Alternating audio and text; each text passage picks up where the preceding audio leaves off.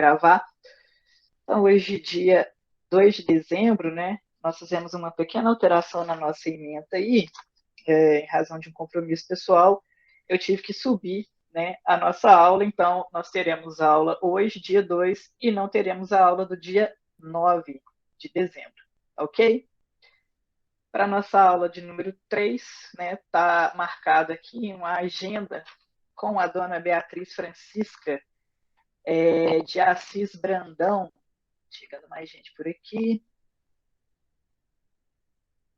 E aí a gente vai, né, trabalhar um pouco com poesia de autoria feminina na Terra da Inconfidência. Então nós temos uma mineira aí hoje para, né, trocar ideia com a gente, pensando aí o aspecto da poesia. Acho muito interessante a história da Beatriz Brandão, porque vai ser parecida com aquela nossa primeira aula, em que ela chega a receber, né,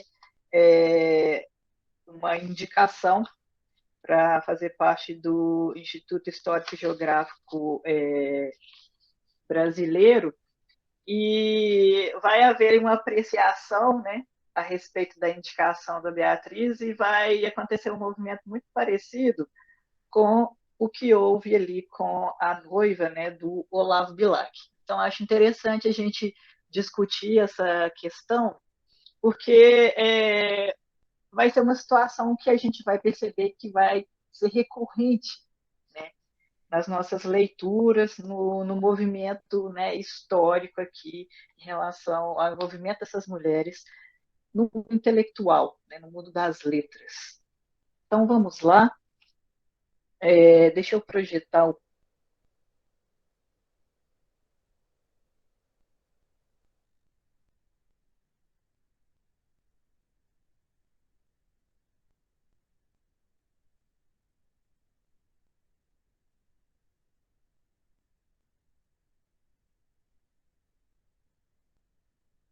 Para mim não está aparecendo.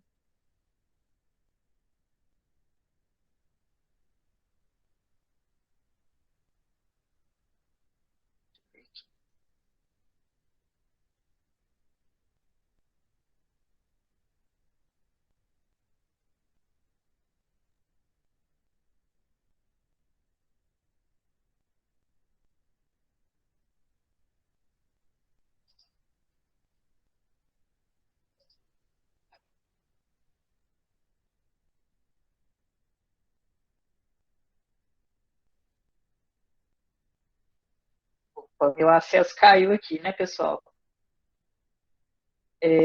Deixa eu colocar aqui para projetar novamente.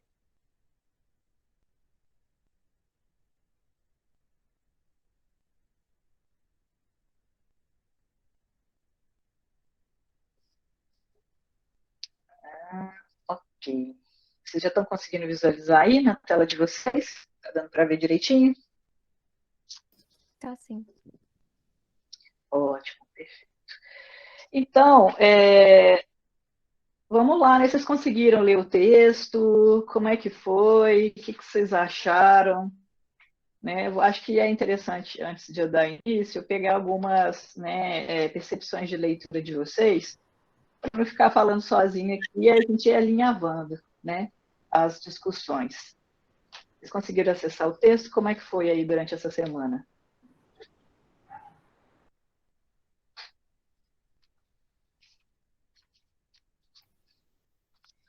Mas eu não consegui ler, assim, porque Uhum. final de ano tá puxado, trabalho e estudo. Tá todo mundo Mas sabe? espero conseguir ler na próxima semana. Tá ótimo, perfeito. Então vamos lá, então. Oi, A Nayara professor. está por aí? Oi, boa noite. Boa Tudo noite, jóia? pessoal. Boa noite. Tudo bem. Eu li, eu gostei bastante. Eu tenho até uma pergunta. Eu gostaria de saber se o senhor sabe quais autoras ou autores, né, a Beatriz tinha acesso, o que que ela lia, essas coisas. Eu fiquei curiosa. Uhum. Essa pergunta é muito capciosa e muito interessante para o debate de hoje, né? Você ficou curiosa e não sem razão, né?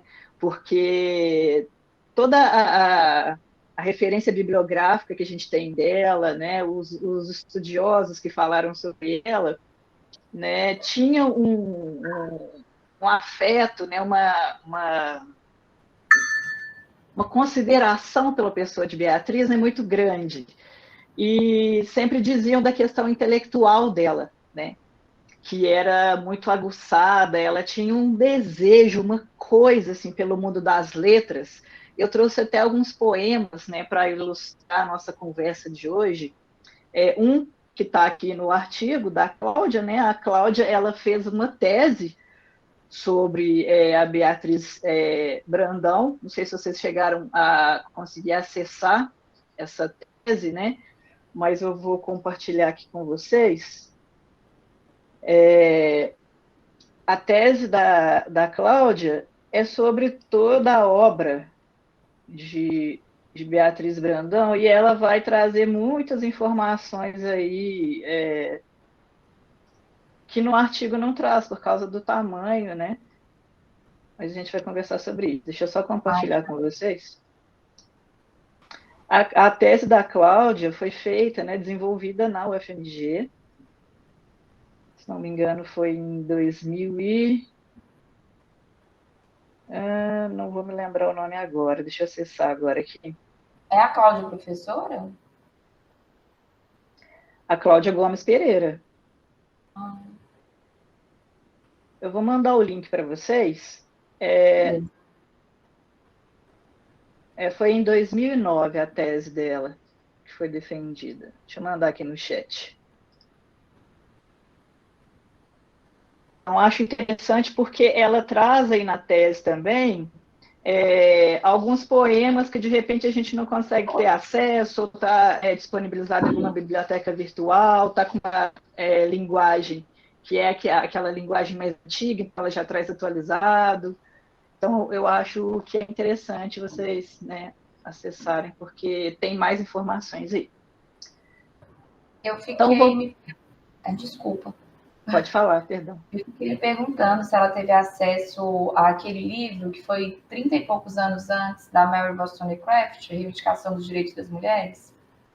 Como ela parecia ser, né? Parecia não, ela era da alta sociedade, né? Com certeza tinha acesso a grandes bibliotecas, né? Eu pensei muito, assim, será que ela leu a Mary Wollstonecraft? Mas eu vou pesquisar aqui, já estou abrindo. Obrigada. Então, são várias referências, né, que ela teve acesso. Inclusive, ela era tradutora de poemas, né? Ela era tradutora de obras em francês e italiano. E é interessante porque nesse artigo da Cláudia, ela vai comentar acerca de como era essa dinâmica, né, da Beatriz Brandão naquele contexto, naquela época, em relação à família e também ao mundo privado dela, né, o casamento. Então, assim, tem uma questão interessante aqui da obra da Beatriz Brandão, que eu acho que envolve muito essa questão da paixão dela pelo mundo das letras, que parecia ser algo incompreendido ali no contexto familiar e depois acabou sendo resvalar também no casamento. Aqui no artigo da Cláudia, ela vai falar também a respeito de algumas questões que vão aparecer em materiais biográficos de Beatriz Brandão, falando de uma possibilidade, talvez, de ela ter, né, casado, né, contra sua vontade, de ter ocorrido algo desse tipo, mas a partir, né, de uma documentação histórica, de registros acerca de questões, né, partilhas de herança, toda essa documentação, né, da vida privada dela, aparentemente a gente vai perceber que até então o envolvimento afetivo dela era um envolvimento, como que eu vou dizer, não era nada forçado, né? Não era nada, né, impelido pela família, mas era justificado ali pelo afeto que ela tinha, mas algo que vai se transformar no momento em que, aparentemente, ela começa a conhecer o universo, né, do esposo e que está completamente fora, né, da dinâmica de vida dela, fora do que ela, né, pretendia viver enquanto mulher, né, enquanto uma ativista naquela época, podemos assim dizer, né? Porque ela estava em constante diálogo ali com as questões sociais, né, com a ideia de uma autonomia feminina que ali começava a nascer no território mineiro. Mas vamos lá. Só para a gente começar o papo de hoje, eu gosto de fazer esses esquemas de leitura para a gente, né, não ficar perdido e começar a caminhar o nosso entendimento que é acerca da autora. A Beatriz Francisca de Assis Brandão, ela vive ali entre 1779 e 1868. Ela foi poeta, educadora, musicista, tradutora de poesias italianas e francesas. Então, essa questão que a Nayara coloca aqui, né, que ela ficou curiosa acerca das referências que ela pode ter acessado no mundo intelectual europeu, olha, foram várias referências, né, porque toda a obra da Beatriz Brandão, ela sempre vai trazer essas referências, sobretudo, eu digo no âmbito literário, focando aqui especificamente esse artigo da Arcádia Lusitana. Tem uma referência interessante aqui que a gente vai, né, conversar, eu acho que a gente pode colocar como até uma busca para a gente desenvolver um fórum, acerca dessas referências que ela vai buscar da Arcádia Lusitana e de poetas portuguesas também, nas quais possivelmente, né, ela buscou inspiração para alguns de seus sonetos. Ela é natural de Ouro Preto, Minas Gerais, filha aí de Francisco Sanches Brandão, Isabel Feliciana Narcisa de Seixas. Né? Os Brandão, eles tinham uma forte influência, era uma família aristocrática, né?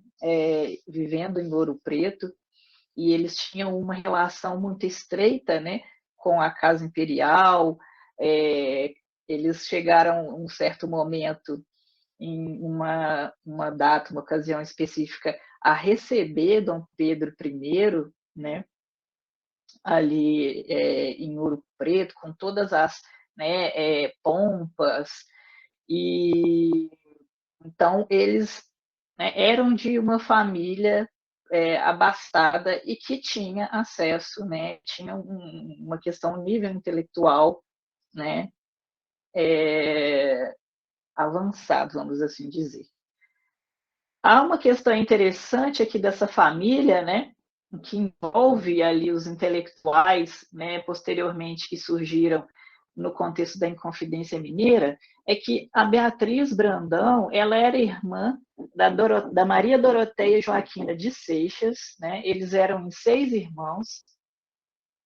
Então, ela era irmã dessa Maria Doroteia Joaquina de Seixas, que, curiosamente, era mãe da, né, Maria Doroteia Joaquina de Seixas, a famosa Marília de Dirceu, né, daquele famoso poema do Tomás Antônio Gonzaga, em que ele tem ali aquela amada, né, a Marília, em que, né, há toda a história da paixão que o Tomás Antônio Gonzaga, enfim, né, desenvolveu pela Maria Doroteia, e algo até então como uma paixão, né, que não conseguiu ser vivenciada.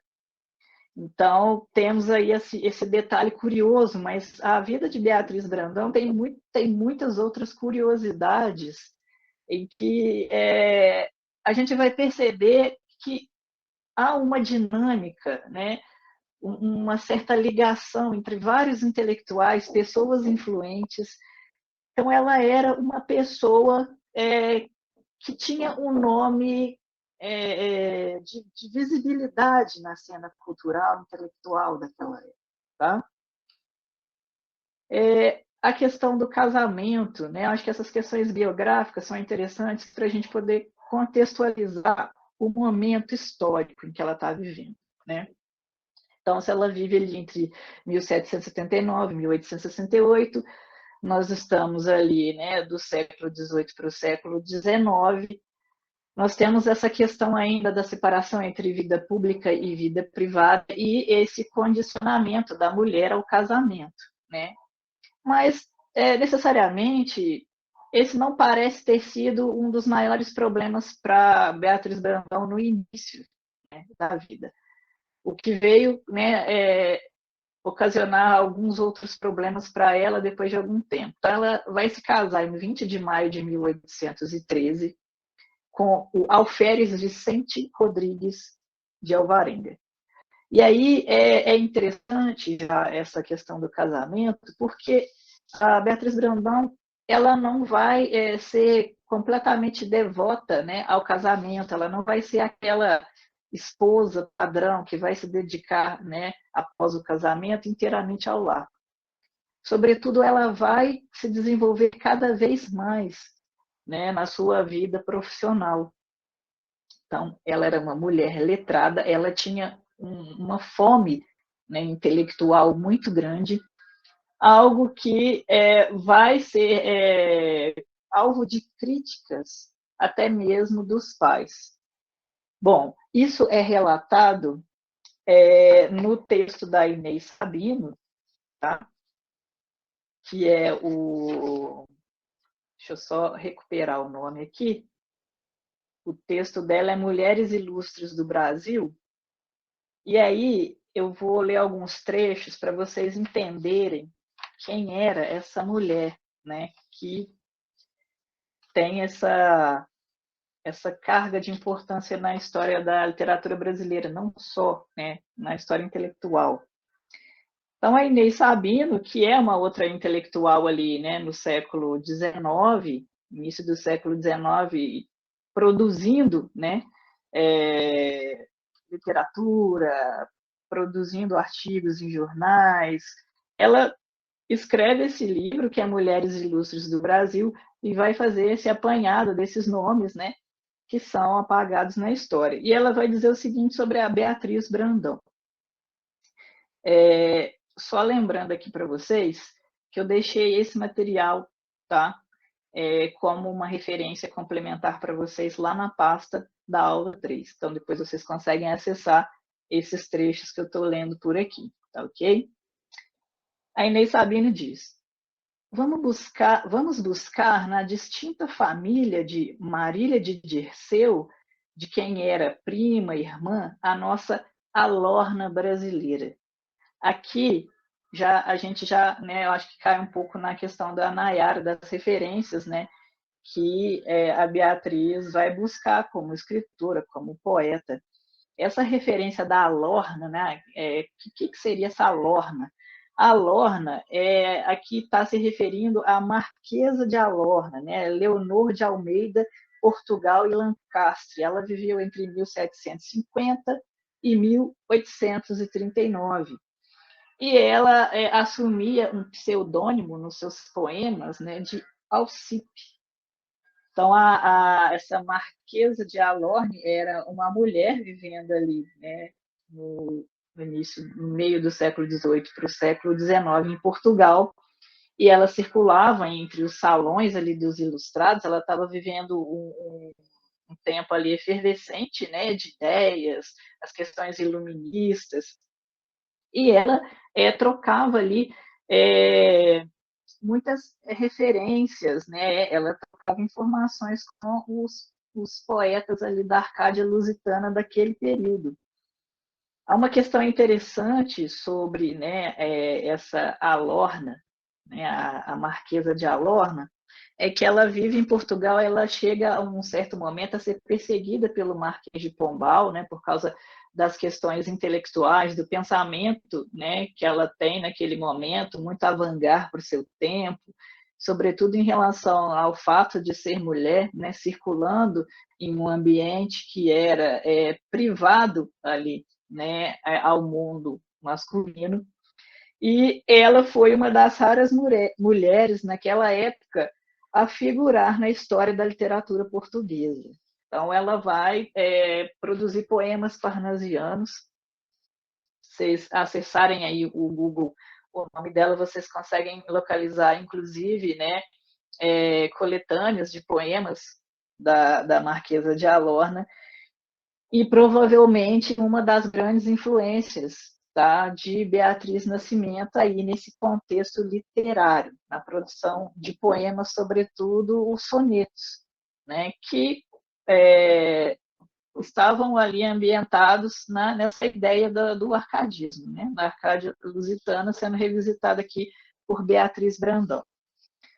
E aí, a Inês Sabino continua falando sobre ela, que ela era uma eruditíssima professora que ainda aos 80 anos conservava o viço proporcional.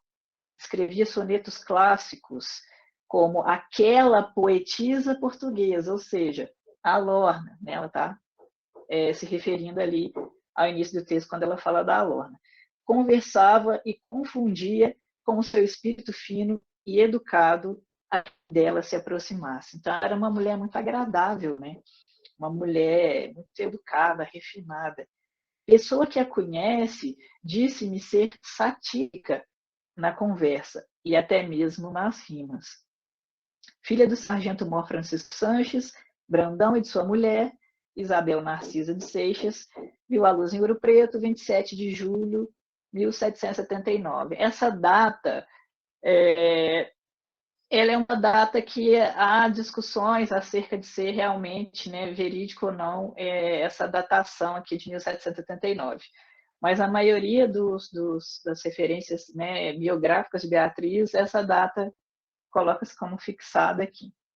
E crescia menina dotada de uma viveza enorme, desejando aprender muito, ao que se opunha o velho capitão Mor, que achava suficiente para a mulher o ABC da educação vulgar. À mercê de um amigo de sua família, aprendeu o francês e o italiano, com essa força de vontade imperativa que abrange os espíritos cultos. Posto que muito jovem, apesar de não querer casar-se, obrigaram-na a fazê-lo com um fidalgo amante da lavoura, dos cães e dos cavalos, uma espécie de marido de George Sand, cuja união, como era de prever, foi desgraçada. Os dois não combinavam, diferentes eram os gênios, os gostos e o pensar. A alma da mulher culta, leitora, é semelhante a uma formosa e delicada pintura cujos tons se refletem nas ações nobres que pratica, assim como nos seus gestos e até nos ademães. Compreende tudo mais do que qualquer. Para ela, as sensações são como nuvens de marfim ou de madrepérola que o artista rendilha, sem, contudo, macular-lhe a substância. Beatriz era por essa forma.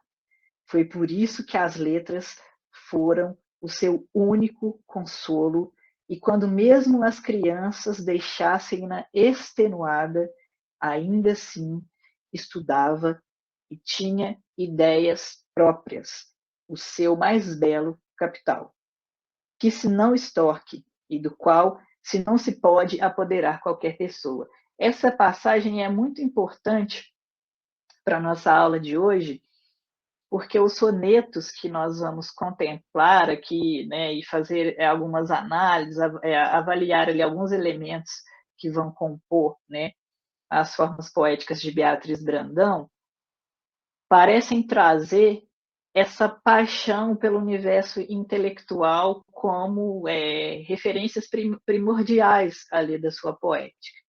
Então, guardem isso, né? Essa paixão da Beatriz, né, pelas letras. Publicou vários livros, aí ela vai citar, né, o Contos da Mocidade, eu coloquei para vocês também, tá, como referências lá na pastinha, Lágrimas do Brasil, odes, canções, cantatas e um drama, se apresentou por ocasião da coroação de Dom Pedro I, assim como diversas traduções do italiano e do francês, sempre a trabalhar, achando o que fazia, ao sentir gradualmente desenvolverem-se-lhes as faculdades mentais. Desejava subir mais alto, crescer, tornar-se conhecida, uma individualidade, enfim. Enorme, as proporções do seu talento que já não fazia ao futuro uma interrogação simples a seu respeito. O quadro da fantasia desenvolvera-se-lhe com aspecto completamente novo. O pensamento metodizava-se, já se admirava a sua instrução bem pouco vulgar. Aqui é interessante pensar nessa questão do método também, né, para a obra da Beatriz Brandão, porque ela está lidando ali com poemas parnasianos, em que a gente tem essa ideia da forma, né, como uma busca maior desses poetas. Então, não tanto o conteúdo, mas a forma é primordial, né? É necessário, né, a rigidez métrica, a estruturação, a versificação, e aí eu vou mostrar para vocês como é que é esse trabalho dela, né, com a linguagem. E aí ela continua falando sobre o modo como a Beatriz Brandão não se contentava somente com o universo literário, das letras, né? Mas intrometia-se em política, influía em eleições, o que zangava seus pais. Deixa eu só aceitar o pessoal que está chegando aqui. O André está chegando por aí. Boa tarde, André. Então, aí tem essa questão, né, de ela se intrometer no universo social, cultural, político da época, o que não deixava os seus pais satisfeitos. Né? E aí ela vai dizer que eles continuavam a crer inútil, né, a orientação mental, o que é interessante porque parece ser um objetivo, né, muito fixo de Beatriz Brandão desde o início da sua vida. E que, embora tenha sempre sido contestado, né, pelo universo social, dentro da própria família, aparentemente no contexto, né, do seu relacionamento com seu esposo, ela continuou. E aí, se a gente está falando aqui da ideia do apagamento da memória, né, essa ideia de amnésia setecentista, oitocentista, o caso das mulheres que não deixaram se abalar por esses contextos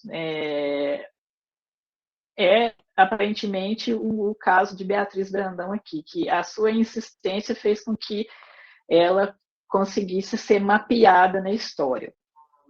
Eles ignoravam que o talento é uma verdadeira revelação transcendental do gênio. Existe, leitora, uma época em que ele explode, sobretudo na mulher, como se numa verdadeira marcha triunfal, numa revelação súbita semelhante às guerrilhas que arrebatam entre as nações, pondo a limpo a caótica ruína das atrasadas ideias, demonstrando pela clareza que a luz astral radiante dela, do ideal polido, imprime na alma a verdade que solidifica e cristaliza o pensamento, a arte e o belo, apesar da má vontade com que se recebe isso. Essa ideia, né, do belo, do ideal, né, vai perpassar toda a obra de Beatriz Brandão. Então, é importante que a gente não se desligue dessa questão.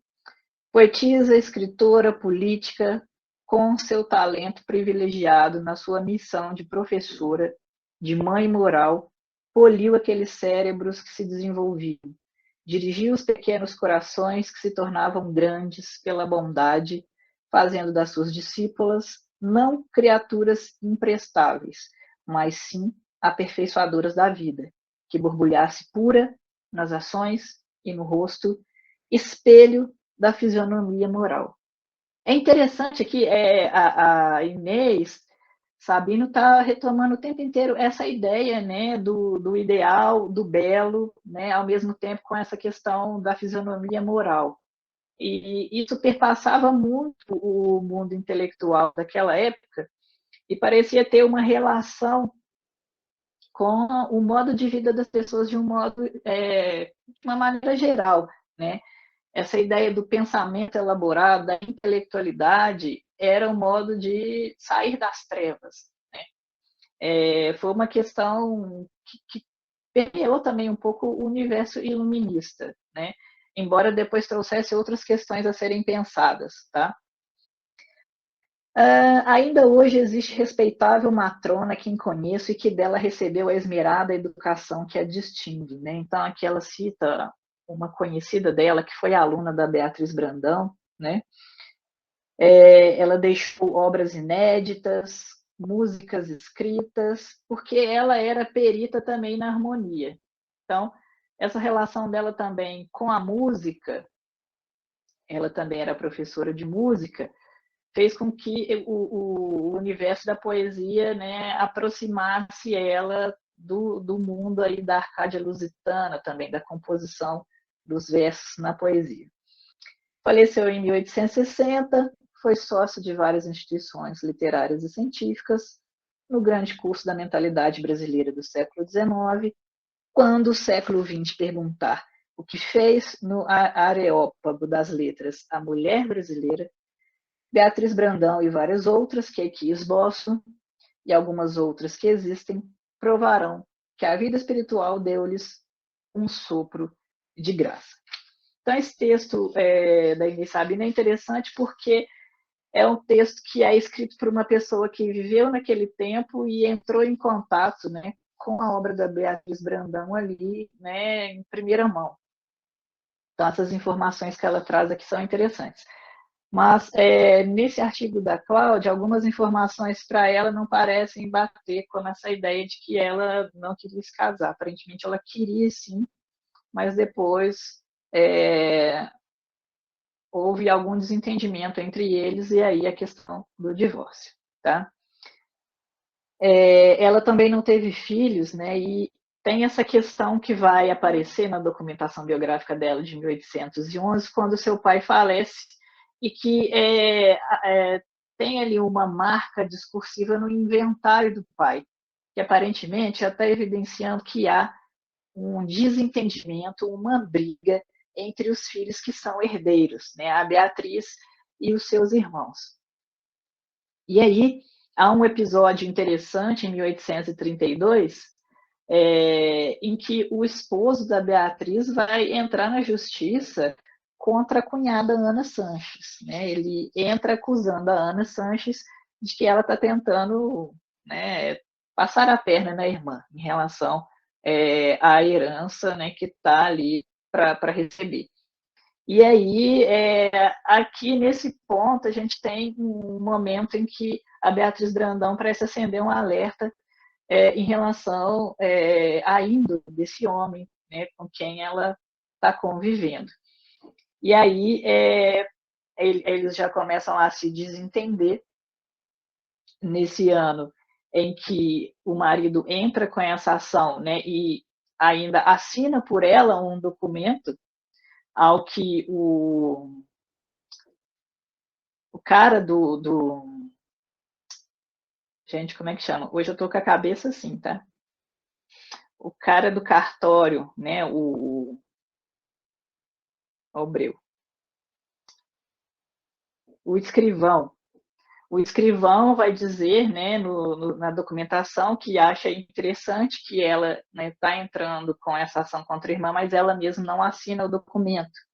E essa informação vai chegar até Beatriz Brandão, que o marido entrou, né, com uma causa contra a irmã, por causa, né, da questão da herança, e ela vai, né, ficar muito chateada com isso, e aí eles vão se separar. Então, naquela época, né, a questão do divórcio ainda era algo muito, né, recente, ainda havia um estigma muito grande a respeito do divórcio, e as mulheres que se divorciavam precisavam ficar, né, sob a tutela de algum familiar. Então, nesse momento, ela fica sob tutela do seu tio, o capitão Antônio Eulálio Brandão. Ela vai viver, né, 7 anos sob a tutela desse tio, até que os papéis do seu divórcio sejam concluídos e ela consiga enfim, né, ter o divórcio legal, tá? Do seu esposo aí. E aí, a questão que ela coloca para solicitar o divórcio, porque naquela época isso, né, era uma questão muito nova e causava muita polêmica, é que ela estava sendo vítima de serviços praticadas pelo marido, ou seja, né, uma questão sobre adultério parece que já, né, estava circulando ali na sociedade, a evidência dessa ganância do marido em relação à herança do pai, né, e dos irmãos, e a ideia da desonestidade. Isso já seria o suficiente para a questão do divórcio. Ah, Thales, por que você está falando da vida pessoal da Beatriz Brandão, né? Nossa, que saco. Isso apareceu naqueles programas assim do SBT de fofoca. Aqui a gente tem uma questão muito interessante, que é como é que a Beatriz Brandão ela já sabia, né, dessas leis que faziam com que ela tivesse possibilidade de ganhar uma causa de divórcio nesse momento em que as mulheres não tinham, né, quase nenhum direito, e ela conseguiu usar isso a favor dela e a favor de uma autonomia que ela reivindicava constantemente, tá? Então, ela era uma mulher altamente intelectualizada e que tinha acesso, né, a essas questões judiciais, a leis do período, o que ela tinha de possibilidade ou não. E até interessante, porque até esse divórcio, né, ser então concluído, ela fica aí, né, com esse caso abafado na sociedade durante 7 anos. Então, ela teve acesso a um conjunto de documentos que fez com que, né, ela conseguisse garantir o ganho de causa, tá, do divórcio. E aí, os críticos vão apontar a reincidência do tema da traição também nos seus poemas. E ela vai sempre utilizar um pseudônimo para o amado, né, quando ela se refere, quando ela trata desse tema da traição, que é o pseudônimo Tirce. Então, a gente está aqui lidando com poemas parnasianos. Os poemas parnasianos, eles trazem essa imagem da Arcádia, que é um paraíso utópico, né? É um cenário utópico, bucólico, onde vivem pastores, né?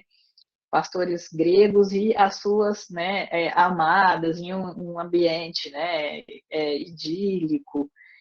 E aí toda a composição da Beatriz Brandão vai circular aí nesse contexto e vai recorrer a esses elementos que ela vai buscar com essas referências da Arcádia Lusitana. Então a gente já, né, conversou sobre uma das referências que ela busca aí, que é da Marquesa de Lorna, né? E lá essa figura, né, do arcadismo, essa, né, figura mitológica de Tirce vai aparecer também. Tá? Então, vão ser elementos que ela vai retomar aqui na sua produção. E aí, o que é interessante? Né? Ali em 1832, né, ela está nessa problemática toda, né, do divórcio, já vivendo distanciada do marido, mas com essas questões abafadas na sociedade, porque ela quer seguir a sua vida profissional. Nada disso para a vida dela naquele momento. Ela era uma mulher muito forte e é interessante que, né, durante todo esse tempo, o que ela está fazendo? Né? Ela continua escrevendo poemas, tá? Ela continua submetendo artigos dela para revistas, para jornais, e ela vai ser uma das 3 primeiras mulheres que vão se submeter a um exame, né, público de docência em Minas Gerais, em 1830, ali em Ouro Preto. Tá? Então, ela continua aí toda esse trajeto, né, intelectual dela. Ela vai abrir uma escola, né, para meninas naquele período e, né, para trabalhar todos esses elementos da intelectualidade, mas com uma certa expertise, né, porque para o meio público ela vai dizer que, sobretudo, ela ensina para essas meninas, né, nesse colégio, coisas que já são próprias, né, ao sexo delas, ou seja, as questões domésticas, né, questões de artesanato, coisas desse tipo. e, sobretudo, né, a prudência, o respeito às leis, à pátria, algo que vai, de certo modo, maquiar uma intenção maior ali, que é de dar autonomia, né, para essas meninas, para que elas se formem enquanto mulheres, né, e que garantam a sua individualidade, coisa que ela também buscou na vida dela. Pessoal, vocês vão ouvir de vez em quando uns barulhos de obra aí, tá? Eu peço desculpas por essa questão, mas hoje o pessoal resolveu que vai mexer com obra aqui a essa hora. Mas tudo bem, né? Coisas do ensino remoto. Mas vamos lá. Eu trouxe um poema aqui que a Cláudia Gomes traz no artigo dela também, para a gente poder analisar, né, essa questão da linguagem, tá, poética da Beatriz Brandão, a partir desses elementos, né, de poética mesmo. Como ela trabalha com o parnasianismo, ela está inserida no movimento parnasiano, a gente, né, tem que avaliar como é que ela lida com essa linguagem. Por quê? Essa questão da metrificação, da articulação dos versos, das estrofes, né, esses elementos de poética são muito importantes dentro desse movimento.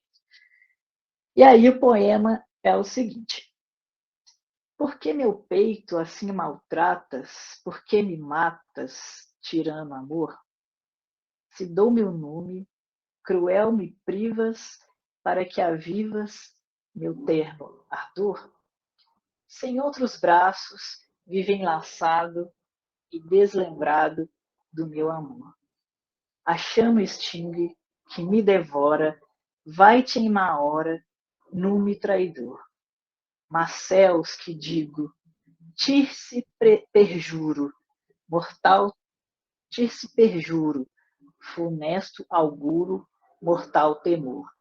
Deixa meu peito, que a dor desola, tu me consolas, ó meigo amor.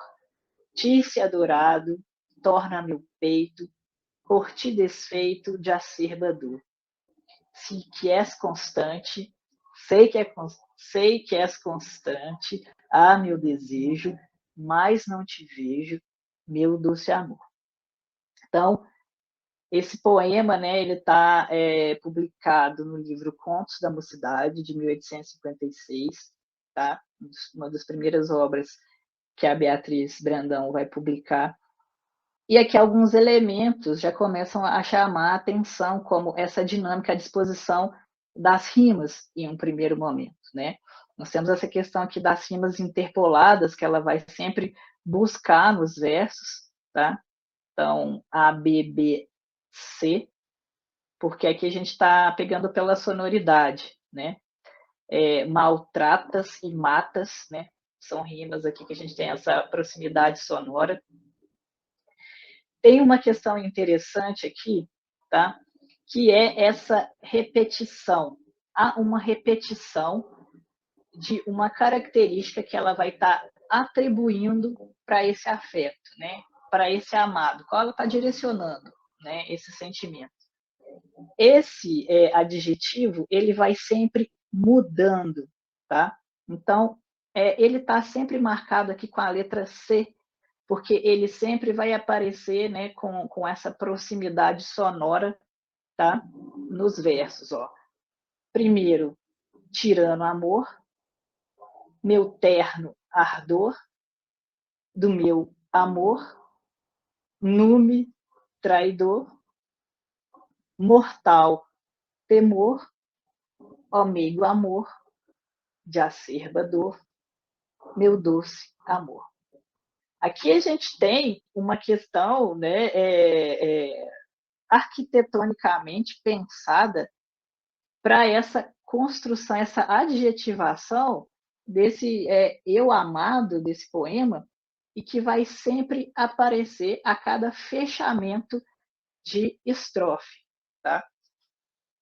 Aí uma questão interessante também é essa contradição, tá? É uma espécie de oxímoro, né, entre amor e, ao mesmo tempo, né, a ideia do perjuro, né, a ideia da traição, a ideia da dor, algo que, ao mesmo tempo, é doce, né, mas é amargo, há um ardor, tá? Então, esse jogo, né, desses contrários vão estar sempre aparecendo na caracterização desse ser amado. E aí, no início também, essa repetição de ideias, né, que vai aparecer aqui sobre a partir dessas perguntas, né, que é o porquê e o para quê, tá? Isso que a gente chama aqui de paralelismo, ela constrói muito bem aqui e vai alternando essas indagações. Ao mesmo tempo que a gente tem essa imagem desse Tirce, essa figura mitológica que ela vai buscar da Arcádia Lusitana, tanto como um perjuro, tanto como uma traição, quanto como um ser amado. Né? O que, se a gente pega para analisar isso, não só nesse contexto aqui de elementos de linguagem poética, que ela está fazendo esse jogo de ideias, esses contrapontos, mas retomarmos as questões biográficas da Beatriz Brandão, possivelmente esse relacionamento, né, que ela teve no âmbito pessoal, provavelmente, como a Cláudia aponta, né, na sua tese e também no seu artigo, que não foi algo forçado. Né? Havia um amor ali que depois se corrompeu, né? Que virou um perjúrio, né? Virou a sevícia, né? No qual ela relata ali nos autos do seu processo de divórcio. Tá? Então, esses elementos vão perpassar toda a poética de Beatriz Brandão após esses eventos, tá? Na sua vida. Logicamente, é possível encontrar também várias referências acerca do fazer poético, que é muito interessante a gente pensar do ponto de vista, né, do parnasianismo, porque essa questão da metapoética, né, um poema que fale sobre o fazer poético, permeia, né, toda a poesia parnasiana. Isso é recorrente. Tá? Então, ela vai trabalhar todos esses elementos e, né, logicamente, eu não vou conseguir, em razão do tempo, esgotar todas as análises aqui, mas eu deixo nessas anotações, porque eu acho que pode funcionar também como um dever de casa para vocês, pegar essas pistas que vão aparecendo, né, aqui nesse poema. Há também a questão da divisão das sílabas métricas aqui, né, que vai construir um certo padrão, tá? Aqui, especificamente, se a gente for fazer, né, a separação das sílabas métricas, ó, por que meu peito? 1, 2, 3, 4.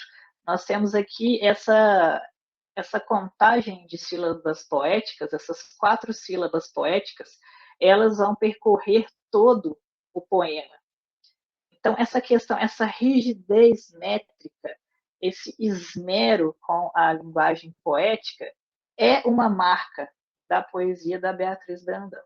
Então, a qualidade poética aqui é evidenciada, isso sem sombra de dúvidas, isso é algo que é possível ser comprovado por ferramentas de linguagem.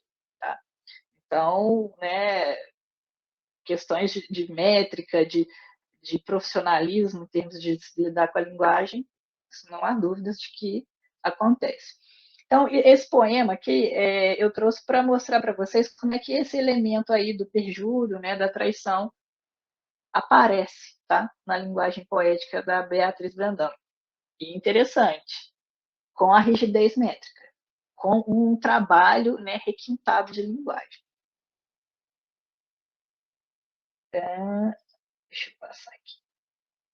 Deixa eu ver se vocês estão falando alguma coisa no chat aqui, porque como eu não estou acompanhando, de repente.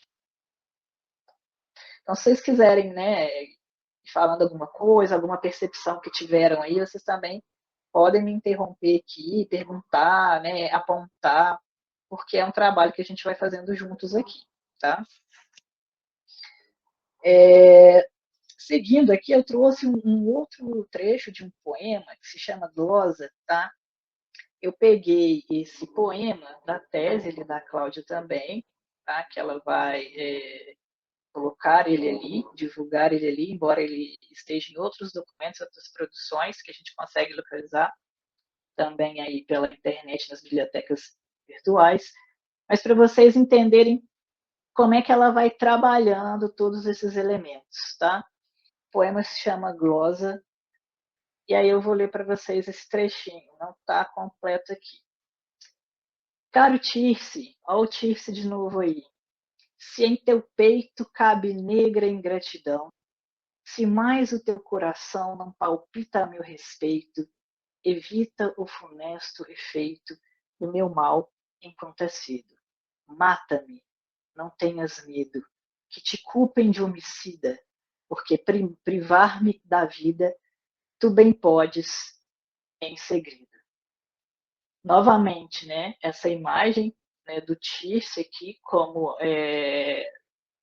um elemento dentro desse poema aqui, que é um elemento que atravanca, né, a movimentação desse eu lírico, que prefere, sobretudo, morrer, né, a viver aí privado da vida, ou seja, privado do movimento da vida, o que é muito próprio, né, se a gente pegar esses elementos biográficos da Beatriz Brandão ao estilo de vida que ela tinha. Há algumas questões interessantes. Aqui a gente tem uma 10ª clássica. Então, ela retoma elementos de poética clássica na construção dos seus poemas parnasianos. E essa 10ª é caracterizada pelo estilo dela, pelo número de versos, o modo como é construído a articulação das rimas, como espinela. Espinela, né, aí eu coloco um pé de página para vocês aqui, para sinalizar que é em homenagem a um poeta espanhol do século XVI, o Vicente Espinel. As referências que ela vai trazendo no corpo do poema, na arquitetura do poema, no modo de construir e também, né, enquanto conteúdo. Tá? Aqui nós temos versos heptassílabos, ou seja, 7 sílabas poéticas, tá? Durante todo o poema. A rigidez métrica é uma marca nos poemas de Beatriz Brandão.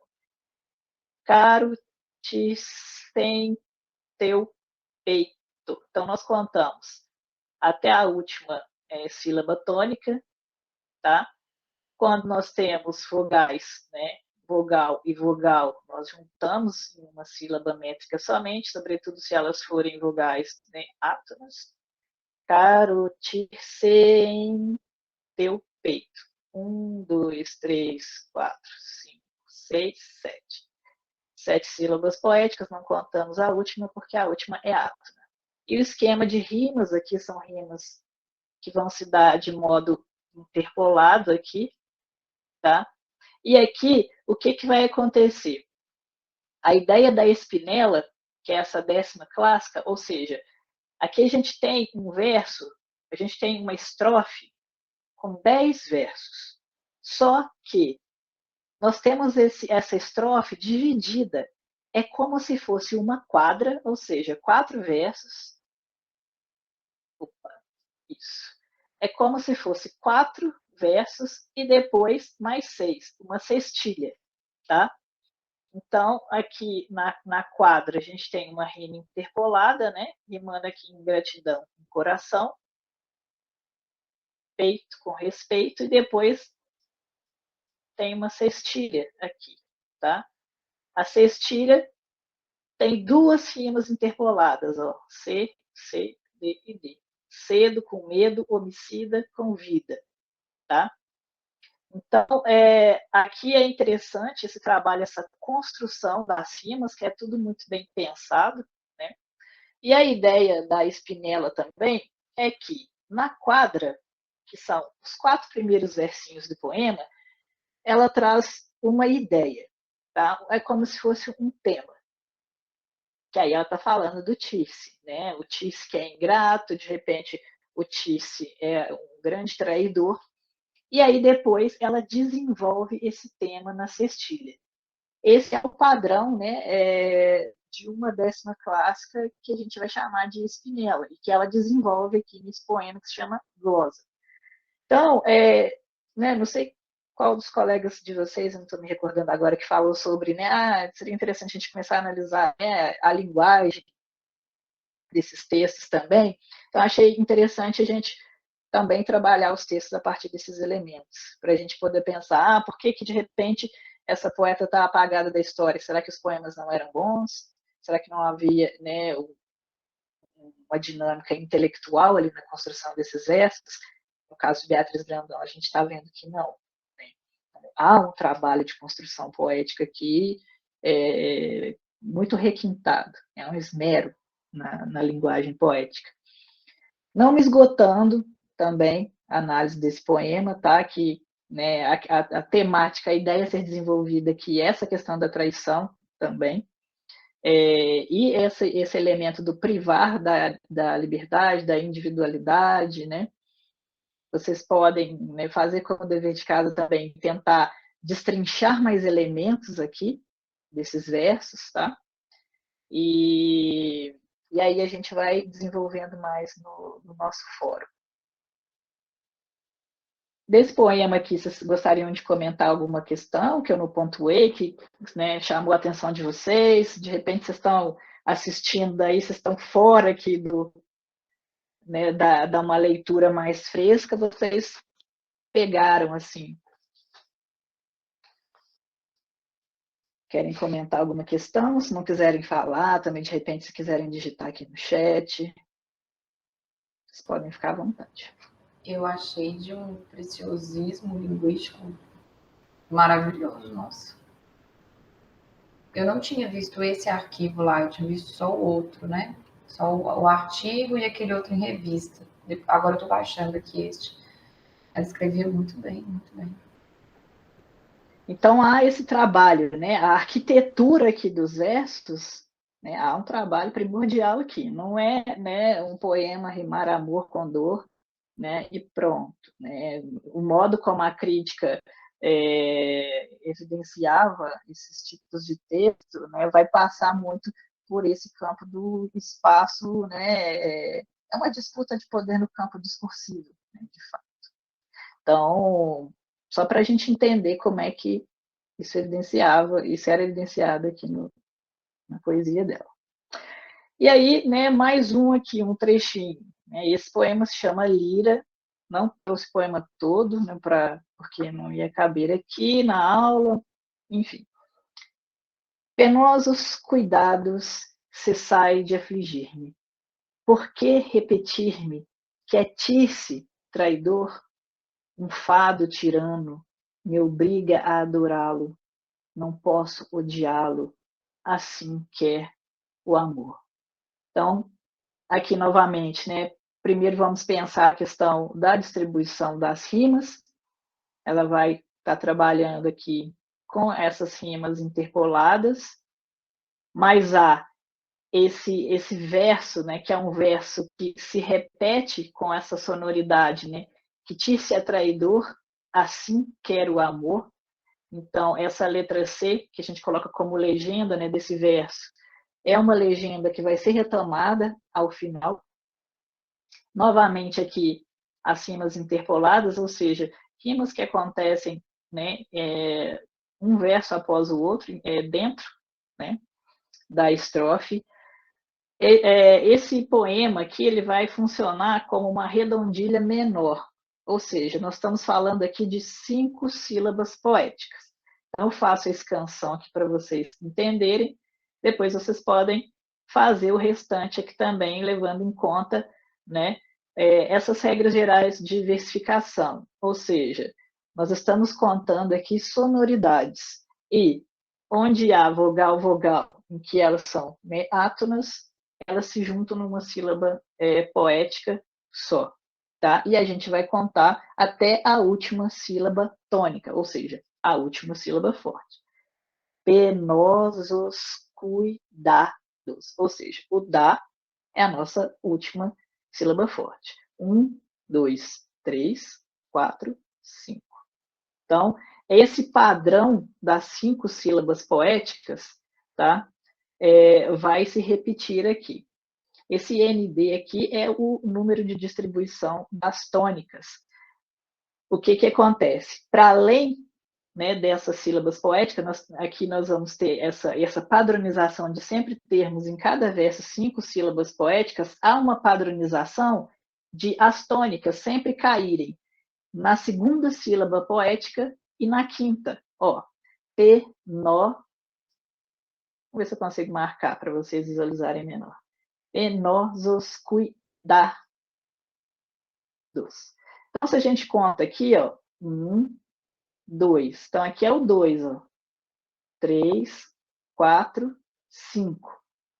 A sílaba tônica está aqui, na 2 e na 5. Então, coloco, né, o número de distribuição aqui para vocês verem como, né, como é que ela construiu isso aqui arquitetonicamente dentro do parâmetro da linguagem poética. Então, vocês percebem como esses elementos vão sendo articulados na... Parece que o meu áudio caiu aqui. Vocês não estão conseguindo me ouvir? Já voltou. Ele tinha dado um pulado, mas voltou. Esses fones assim sem fio, eles são, né, dão problema demais.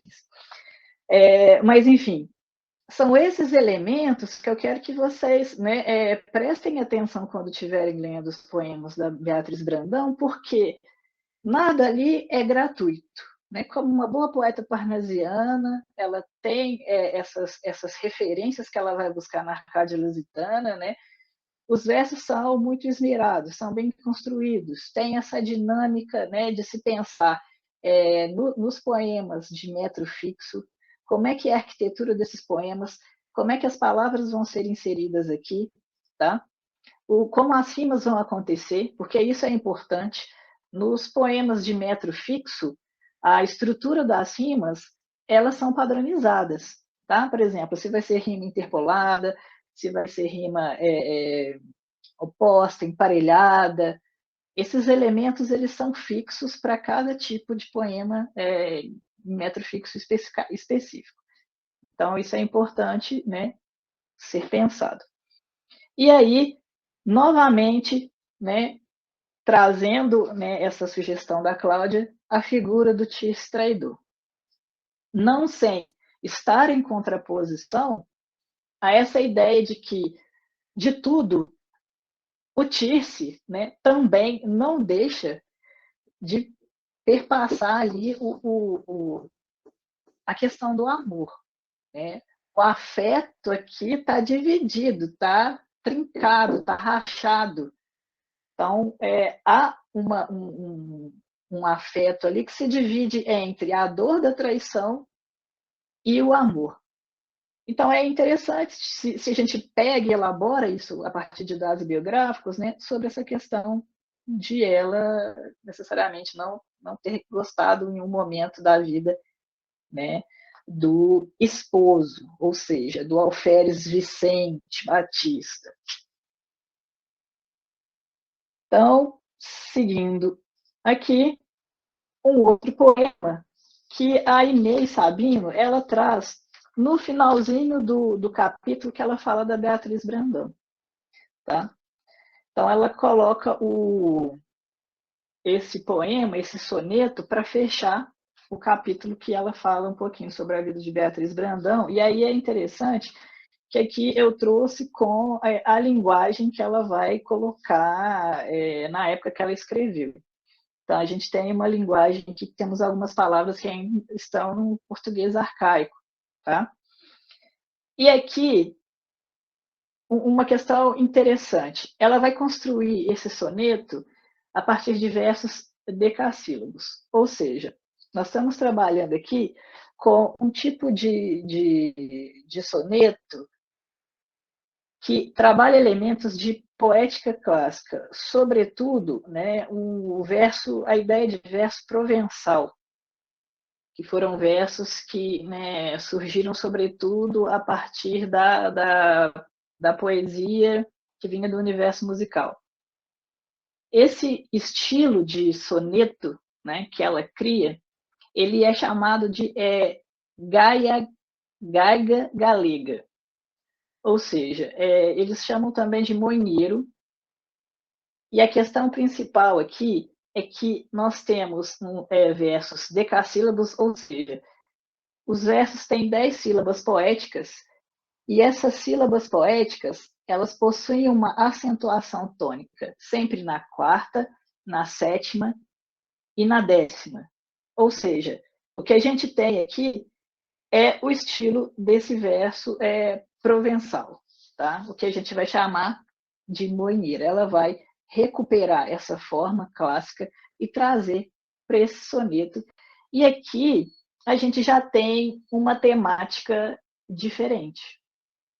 Se a gente está, né, conversando sobre todas essas questões que vão, né, perpassar a vida de Beatriz Brandão e a relação que ela tem com o mundo intelectual, com o mundo das letras, esse poema ele já traz uma aproximação do eu lírico com essa participação no universo intelectual, com o afeto em relação ao saber, né, a essa busca que era muitas das vezes criticada, não só, né, pela sociedade, mas começava na família. Voa, suspiro meu, vai diligente buscar os lares ditosos onde mora, o terno objeto que a minha alma adora, por quem minha afeição seu feito sente. Ao meu bem, a vizinha, docemente, não perturbes seu sono nessa hora, em que o amante fiel, saudoso chora, durma talvez pacífico e contente, aos ares que respira, te mistura, seu coração peneira, nele inspira, sonhos de amor, imagens de ternura. Apresenta-lhe a amante que delira, em seu candidato peito, amor procura. Vê se também por mim, terno, suspira. Então, há alguns elementos aqui para a gente prestar atenção, que é a incidência dos verbos, né? E aí os verbos, sobretudo, com esse viés, né, da ação, de sugerir ação. O lírico, de repente, ele passa, né, de um sujeito que é não só afetado pela temática que ele desenvolve ali nos versos, mas ele também é o sujeito, né, da ação. Voa, suspiro meu, vai diligente, buscar os lares ditosos onde mora, o terno objeto que minha alma adora, por quem minha afeição seu feito sente. Então, se a gente pega já esses dois, né, versinhos aqui dessa primeira estrofe, nós já temos aqui um poema que aparentemente está muito conectado com essa ideia da inspiração, né? A inspiração da poesia parnasiana, é como se ela estivesse convocando aí, né, as musas para esse ritual da escrita, que é essa escrita, né, elaborada que ela faz. Ao meu bem, a vizinha docemente, não perturbe seu sono nesta hora, em que o amante fiel saudoso chora, durma talvez pacífico e contente, aos ares que respira, te mistura, seu coração peneira, nele inspira, sonhos de amor, imagens de ternura. Os elementos, né, que vão permear a poesia da Beatriz Brandão, que a gente já passou por outros dois, pelo menos, poemas, em que essa questão do afeto, do amor, né, da traição, essas imagens do universo, né, da Arcádia vão aparecer. E esse final apresenta-lhe a amante que delira, ela procura e ela suspira. Essa sucessão desses verbos parece querer indicar esse movimento, né, dessa busca contínua, dessa tentativa, né, que não se esgota. Essa busca é frequente, né, nesse ideal do verso perfeito, da estrutura perfeita do verso parnasiano, o universo intelectual, né, alcançar aí, as musas, o Parnaso. Então, pensar em todos esses elementos que vão aparecendo e pensar essa poesia também nessa dinâmica metapoética, né, em que ela convoca as musas, ela fala do fazer poético, tá? Um texto que se debruça sobre ele mesmo. Aqui eu já falei da questão dos versos, né? Os versos interpolados, as rimas, quer dizer, os versos são decassílabos, o que mais que a gente precisa falar?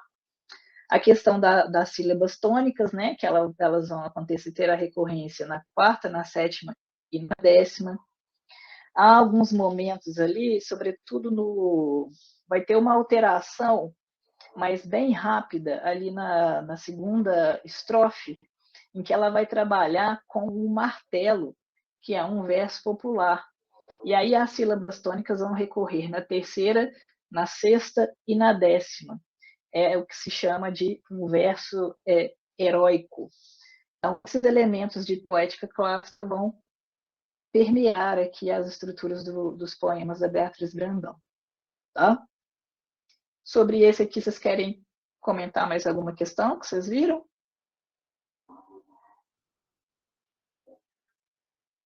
Posso passar? Então, vamos lá.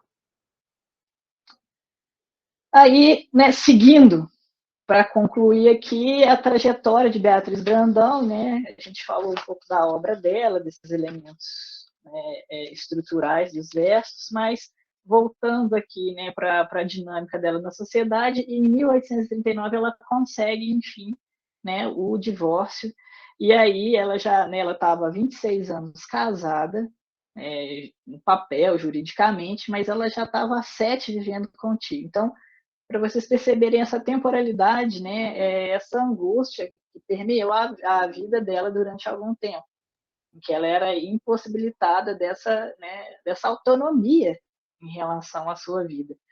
Após o seu divórcio, ela vai se mudar para o Rio de Janeiro, e ali ela vai, né, começar uma nova vida. Então, ela deixa a família, deixa a vida profissional dela, tudo que ela construiu ali, participação na política, na sociedade, na educação, porque ela tinha a escola dela ali, né, de formação de garotas ali naquele período.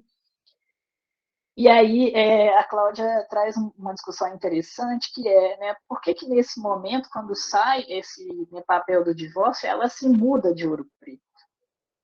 E aí poder pensar, né, articular essas questões acerca de como é que era difícil, né, ser uma mulher divorciada na sociedade, né, brasileira, né, no interior de Minas, naquele momento, né, no início do século XIX. Possivelmente, essa evasão, né, de Ouro Preto teria a ver com essa dinâmica, né, que ficou quase, né, impossibilitada dela ali, né, na sociedade devido ao estigma dessa atitude avant-garde dela para a época. As curiosidades, né, eu comentei, e aqui no texto da Inês Sabino ela também comenta de uma recepção que ela fez a Dom Pedro em Minas Gerais. E aí é interessante que nesse artigo traz um texto anônimo que correu no século XX, em que, né, a família de Beatriz Brandão vai receber com toda pompa e honra Dom Pedro I por uma festividade ali em Ouro Preto, né?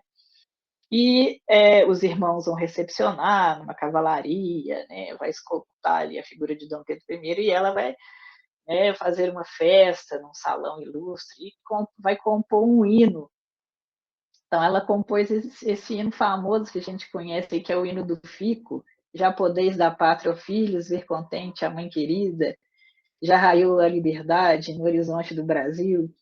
E aí sai esse texto na imprensa, anônimo, que fala de um possível, né, interesse do Dom Pedro I para com a figura da Beatriz Brandão, né, que ele chama ela no lugar que ele está ali reservado para assistir, né, toda a encenação, e aí ele vai querer que ela fique ali com ele, não, eu preciso ir para lá porque, além de reger, né, a orquestra, eu compus o hino, eu vou cantar a segunda parte. Então, o texto fala que ele ficou admirado por ela, o que, né, pode não passar de meras fofocas da época, porque há papéis, né, registros históricos que falam que ele estava acompanhado, né, pela imperatriz. Então, para a gente entender também como é que ela era uma figura um pouco midiática também. Então, ela tinha os holofotes assim, voltados para ela nessas ocasiões. Essa participação da Beatriz Brandão nessas questões, né, políticas, nacionais também da época era forte, né? Então, ela tinha, né, já esse aspecto de ser musicista, compositora, ela estava sempre, né, no meio dessas questões todas. E o cenário de publicação, eu não vou ler todas essas questões aqui, porque eu vou disponibilizar esse slide para vocês, mas, né, essas datações de publicação que iniciam em 1825 e vão aí, né, constantemente se expandir, sair do universo mineiro e ir para o Rio de Janeiro, né, das capitais. E aí tem a questão interessante que vocês precisam, né, não se esquecer de se lembrar, que é da inserção de uma coleção de poemas da Beatriz Brandão no Parnaso Brasileiro, tá? Que é uma coletânea do Cônego Januário da Cunha Barbosa, que nós vamos ter nomes como Olavo Bilac, Junqueira Freire, vários outros poetas, e especificamente vão estar nessa coletânea apenas duas mulheres, e uma delas é a Beatriz Brandão. Tá? Ela vai sair em publicações ali em 1831 e 1832, no caderno 5. Depois eu vou compartilhar um link que vocês conseguem acessar esse documento online. Tá? E o processo educativo, o que é interessante também, que é apontado nesse texto, um discurso que ela faz, tá, na Câmara Municipal de Ouro Preto, pouco tempo depois que ela tinha inaugurado essa escola, né, essa escola de alunas. E aí há uma expertise em relação ao trabalho que ela faz, e aí, novamente, essa ideia de tentar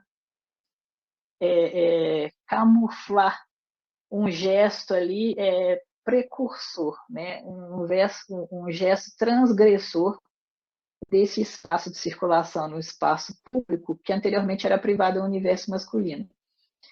Então, a Cláudia Gomes vai dizer que, nesse discurso, ela vai apontar que ela está realizando um excelente trabalho com essas meninas ali da região de Ouro Preto, porque elas, né, se demonstram muito dóceis, e ela está ensinando a essas meninas o amor à pátria e às leis. Além do mais, a única coisa que ela está ensinando ali para essas meninas é a costura, fazer flores, objetos próprios de nosso sexo. E aí, né, que ela vai chamar, sobretudo, de pueris entretenimentos. Aí é que esse gesto já apareceu em vários prefácios que, né, nós discutimos aqui, que é esse gesto de depreciar, né, o trabalho intelectual feminino, né, colocar como algo menor, para que ele não seja vítima de, né, enfim, de ser tirado de linha de circulação, né? É como uma forma de escamotear esse trabalho que se inicia ali transgressor. É uma discussão da Cláudia também a respeito de que esse gesto da Beatriz Brandão pode ter sido um simples gesto de uma pessoa ali da classe, né, aristocrática, que tinha, né, ali as suas posses e simplesmente estava, né, enfim, não tinha o que fazer e estava, né, querendo ensinar essas meninas, né, e tal, sobretudo reiterar esse padrão em que as mulheres só podem fazer esses tipos de coisa.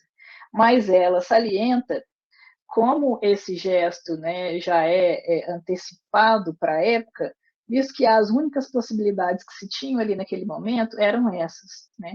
Eram essas escolas em que elas se encontravam para, né, discutir sobre questões próprias ao que, né, ela vai chamar ali de nosso sexo, e começar uma movimentação de tirar, né, essas meninas do universo privado, colocá-las, começar a inseri-las no universo público. Ela vai salientar, inclusive, que nesse período dessa escola, que a Beatriz Brandão abriu, começaram a surgir muitas publicações femininas, de autoria feminina na imprensa, né? O que vai evidenciar um certo estímulo, né? E sugere que essa movimentação está ocorrendo também no âmbito intelectual, né? O que vai ser um avanço já aí né, pela época.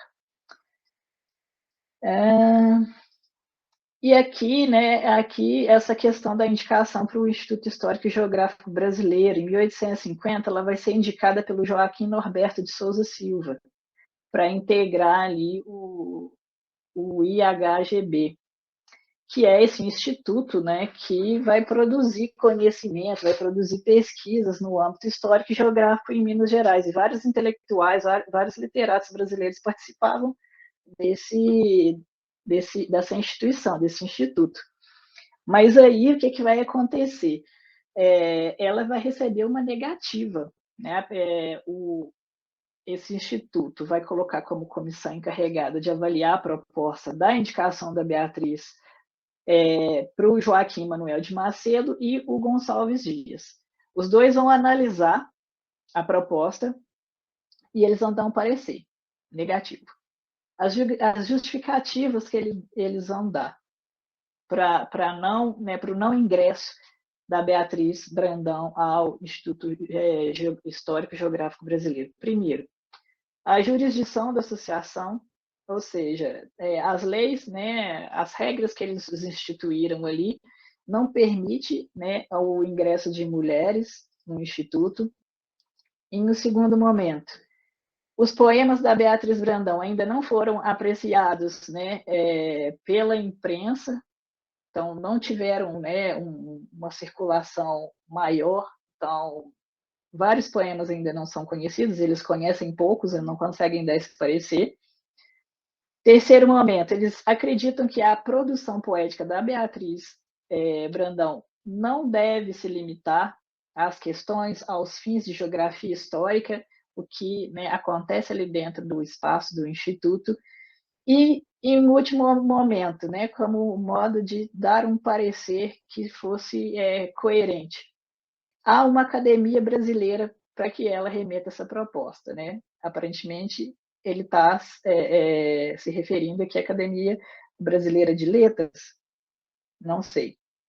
Então, é interessante aqui a gente pensar que nesse gesto da crítica, dos pareceres em relação, né, à inserção ou não do movimento de autoria feminina dentro do espaço de produção literário brasileiro, os pareceres e as críticas estão sempre, né, sendo feitos tentando ali articular questões positivas em detrimento das questões negativas, que é a não possibilidade, né, de essas mulheres estarem ali. Aqui eles dão várias né, indicações, vários motivos. Essa questão dos poemas ainda não serem apreciados pela imprensa é interessante, porque nós já passamos aqui por várias referências de várias publicações que ela teve antes aqui de 1850, desde 1825, ela tinha publicações, mas aqui nesse contexto dessa comissão ela não tinha, né? A imprensa ainda não tinha ainda feito uma apreciação da sua obra. Esse gesto também, né, da legislação ainda não permitir o ingresso de mulheres, e aqui não há, sobretudo, uma articulação a respeito de uma possível mudança dessas regras, né? Em um momento em que nós estávamos aqui pensando que haviam intelectuais, né, mulheres produzindo nesse período. Então, por que isso ainda não era uma possibilidade, né? Por que não abrir um precedente aqui para isso ser pensado, né? Inserção dela como uma precursora ali naquele instituto. E aí lembrar, né, da carta, né, do Olavo Bilac, como é que ele vai fazendo essas sugestões, né, de um modo muito a tentativa de ser delicado ali, né, nas justificativas, nos pareceres, e sempre ligando aí, né, atribuindo esse compromisso a outras pessoas, a outras instituições. Então, só para a gente, né, conectar com as nossas outras aulas. Aqui no cenário de publicação, tá? Aqui são as publicações em que ela vai produzir, sobretudo em meio físico, né?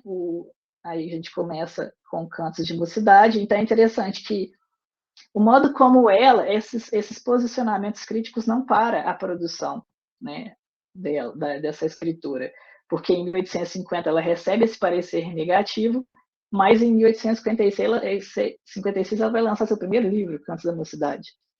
Então, ela continua, né, de 1852 a 1857, ela vai publicar no jornal Marmota Fluminense, né, ela vai ter outras publicações no ano de 1859, 1860 e até 1862. Então, é uma produção contínua, tá? Que ela vai estabelecer aí com a imprensa. E a fortuna crítica, que eu cito, né, os materiais da fortuna crítica que aparecem no artigo. Então, eu coloco aqui alguns para vocês lá na pasta, então vocês vão conseguir acessar, por exemplo, um trecho de História das Mulheres do Brasil, da Mari Del Priore, sobre as mulheres no universo de Minas Gerais, daquele período. O texto da Inês Sabino, dela falando da Beatriz Brandão. O dicionário bibliográfico, do Augusto Vitorino Alves Sacramento Blake. Eu só não consegui localizar em PDF esse da Zaide do Pinárcio Musart, tá? Mas os outros eu coloco ali para vocês. E aí, é isso. Nós finalizamos o nosso papo de hoje. Tá ok?